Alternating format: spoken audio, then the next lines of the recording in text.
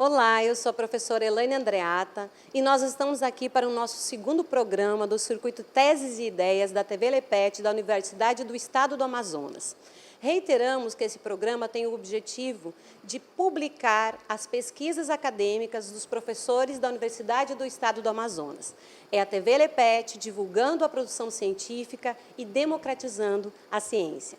Estamos hoje aqui com a professora Érica Vidal Rotondano. Professora Érica, seja bem-vinda, muito obrigada pela sua presença nesse espaço. Boa tarde, Elaine. Agradeço o convite do Lepete para participar aqui hoje com vocês. Meu boa tarde também a todos e a todas presentes, aos colegas que estão nos assistindo. É um prazer compartilhar com vocês um pouquinho da minha tese. E, claro, nós agradecemos muito a presença da professora nesse momento e nós vamos aqui trazer um pouquinho desse percurso. A professora Érica defendeu a tese de doutoramento pelo Programa de Pós-Graduação em Saúde Coletiva pela Universidade do Estado do Rio de Janeiro. Esse programa foi um doutorado interinstitucional, que é fruto da parceria da UEA e da UERJ, e ela defendeu uma tese que tem um título bastante interessante, sobre o qual nós iremos conversar na sequência, que é Trabalho de Formiguinha, Formação Continuada de Docentes em Sexualidade na Rede Municipal de Educação de Manaus.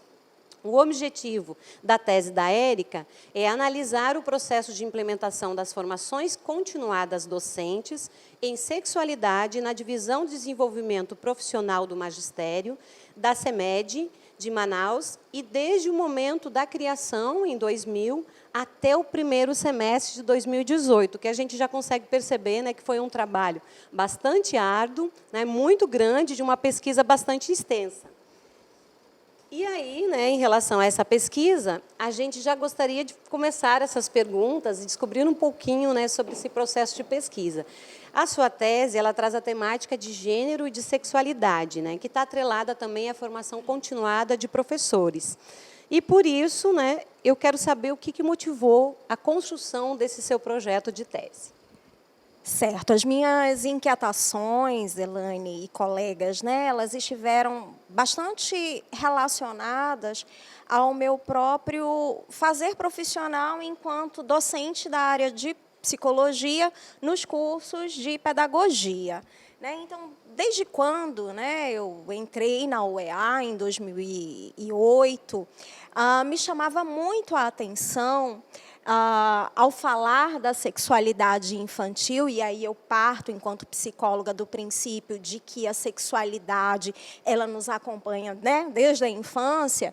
Então, me chamava muito a atenção, quando nós adentrávamos essas discussões, a reação dos estudantes.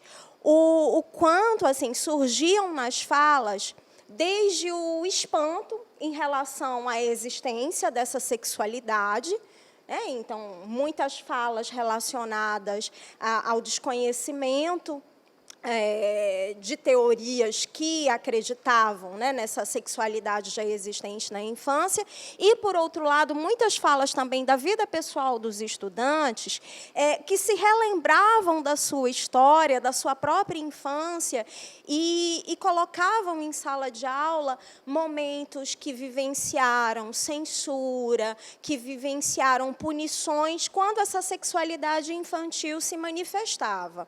Por outro lado, e ao mesmo tempo, era muito frequente que surgisse, entre os alunos finalistas, o desejo de pesquisar esse debate a respeito de sexualidade nas escolas, inclusive na educação infantil, e a carência de professores disponíveis para orientar essa temática, que era considerada irrelevante por muitos professores da casa. Então, essas inquietações elas foram construindo todo um terreno que propiciou, mais tarde, a escolha por esse objeto.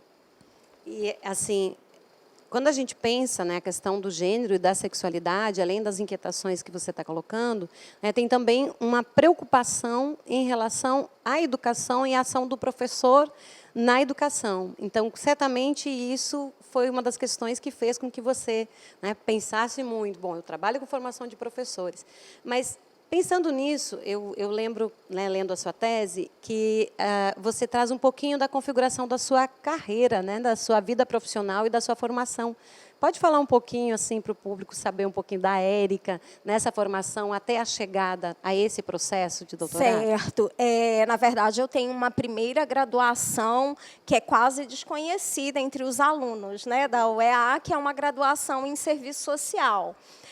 Posteriormente, né, eu fiz formação em psicologia, um mestrado já na área de educação, e na psicologia, por incrível que pareça, assim, desde metade do curso já havia uma identificação muito grande com a psicologia do desenvolvimento, inclusive infantil, e a psicologia da família e do casal, onde é uma área em que a gente também debate muito a questão do gênero e da sexualidade, e quanto isso influencia os papéis desempenhados pelo casal.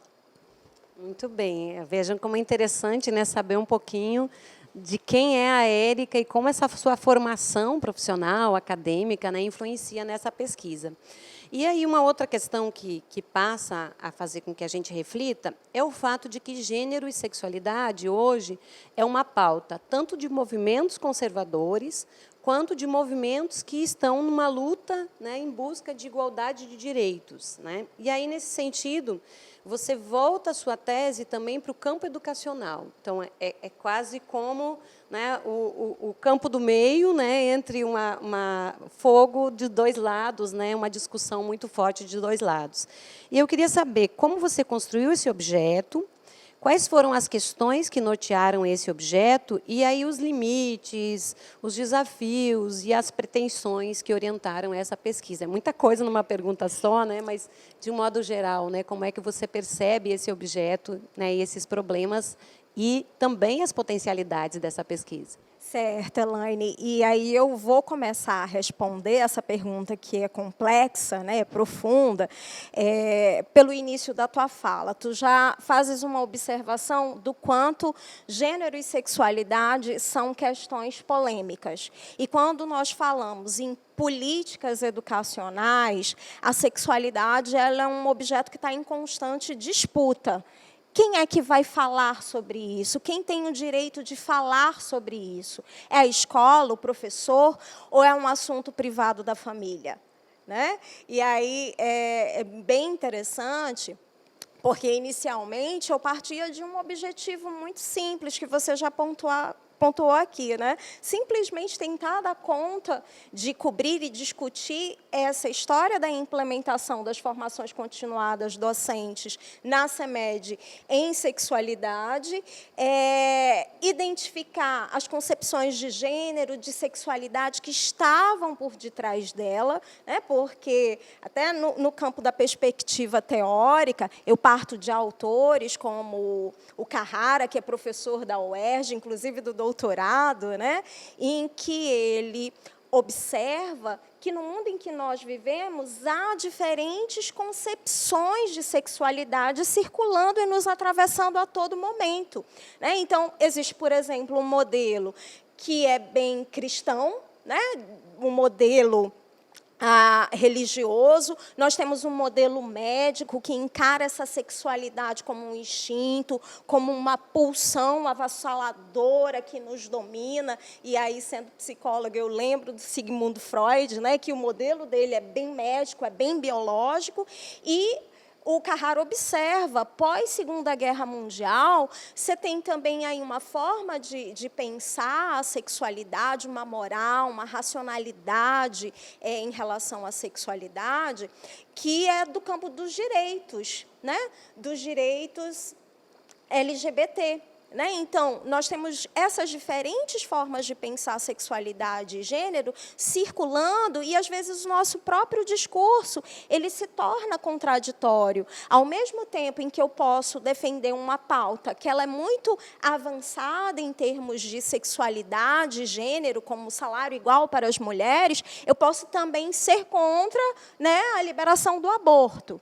Né? Então, eu pensava, né, que concepções de sexualidade e gênero são essas que estão circulando, e às vezes são antagônicas, mas estão ali vivendo harmonicamente, e no meio do caminho, né? Porque eu entro no doutorado final de 2014, 2015, né? Eu encontro aquele panorama assim, de comoção nacional e local também, que mostram quanto essas questões são alvos de disputa, inclusive políticas, né? Eu sei que pode haver controvérsias, né? Mas a sexualidade ela é política. Eu lembro de uma autora, né, a Gayle Rubin, que ela fala disso fortemente. Falar de sexualidade, gênero, é falar de relações de poder, né?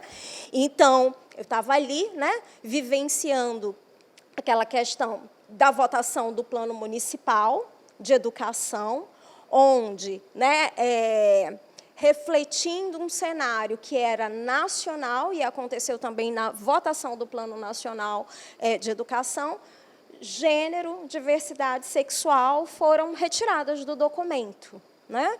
E, concomitante a isso, em Manaus, no plano do município, surge, em 2015, um projeto de lei que visava vetar as discussões relacionadas à sexualidade e gênero pelos professores em sala de aula, os professores da CEMED, né?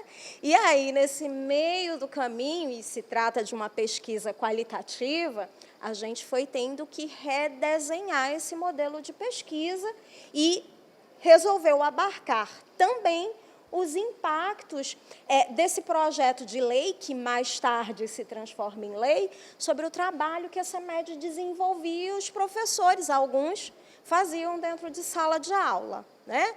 E aí, assim, a gente vai encontrando como obstáculos, inclusive, o sofrimento dos educadores, tanto os formadores da CEMED, quanto também os professores que discutiam as questões da sexualidade em sala de aula, né? Porque, como você já frisou em determinado momento, eles se veem no meio de um fogo cruzado, né? Não posso mais falar, né? Posso ser preso, o que vai acontecer comigo, né?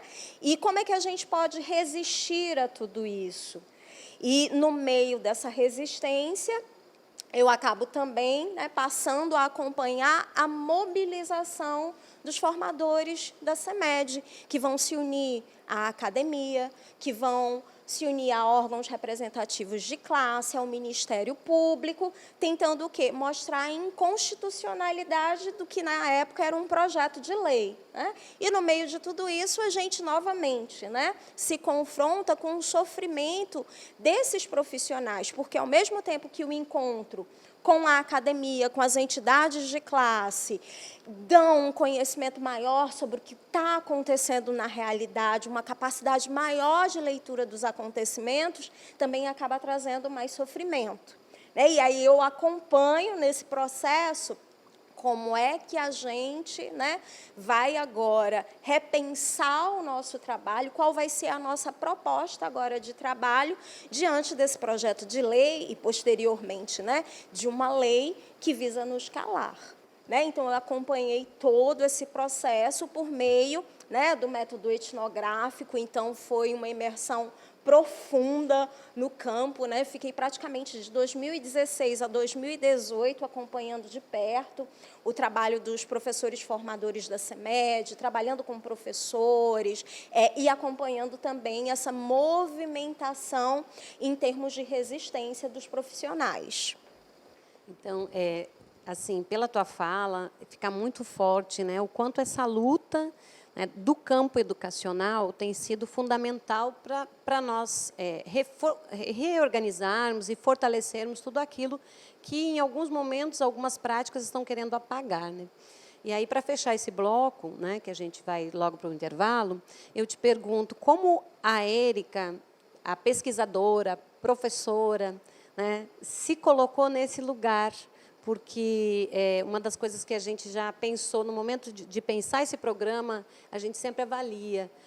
Muitas vezes avaliam as nossas dores, que são dores acadêmicas, o nosso problema de coletar um dado, o nosso problema de ir a campo, mas as dores elas não são só acadêmicas, né? Então, assim, para fechar esse bloco, que você nos diga como foi a pesquisadora, a Érica, o ser humano Érica, vivenciando todo esse processo de pesquisa? De certa forma, eu me vi também muito identificada com os sujeitos no campo de pesquisa, né? O processo de terapia mesmo pessoal, ele foi importantíssimo para eu conseguir, inclusive, dar conta, né, da pesquisa e de escrever a tese. Havia orientações em que eu chegava com o meu orientador e eu falava, é muita coisa, né? Esse fogo cruzado, o cenário nacional, o cenário local, né? Contra, naquele momento, né, o trabalho que se vinha desenvolvendo em termos de sexualidade na CEMED, e aquele sofrimento acaba nos contaminando também, né, assim, em algumas situações, nos fazendo sofrer, porque a gente vai tomando conhecimento dessa realidade também, né, de disputas imensamente conturbada, mas, ao mesmo tempo, como os sujeitos no campo, né? A resistência. Né? Eu preciso falar sobre isso, eu preciso contar essa história. Né? E, na verdade, o trabalho ele acaba, de certa forma, sendo uma contação dessa história das formações continuadas docentes em sexualidade na CEMED, desde a formação até esses anos, assim, né? Complicados, conflituosos, né? E como é que essa resistência ela vai sendo construída. Muito bem, é um contar do outro e um contar de si, né, professora? Então, agora a gente vai para o nosso intervalo do primeiro bloco. Estamos aqui com a professora Érica, falando sobre o trabalho de formiguinha, formação continuada dos docentes em sexualidade na Rede Municipal de Educação de Manaus. Após o intervalo, voltamos para uma segunda rodada de perguntas.